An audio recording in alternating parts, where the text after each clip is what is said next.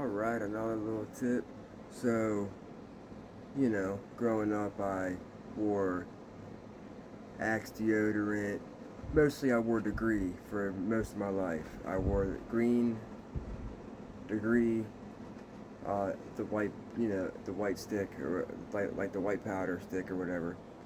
But for the past, I would say maybe 2 years, or maybe three. No, I would say probably 2 years.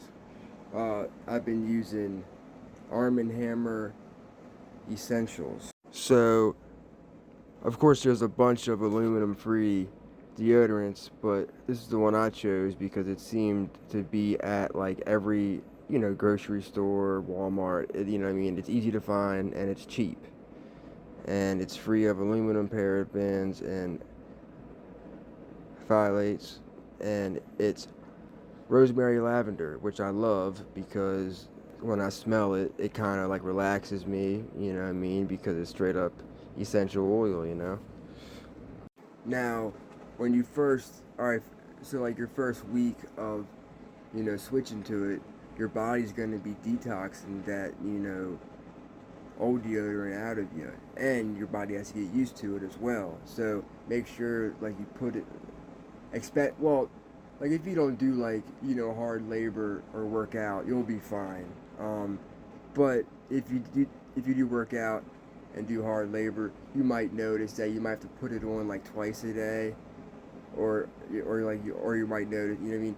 But you'll get used to it after a week, sometimes quicker, and as long as you're showering regular, you won't notice. Another good tip is get some good natural bar soap, man, that's made from natural oils.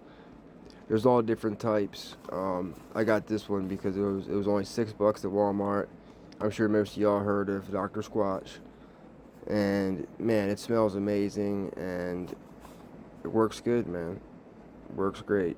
Got sea salt in there.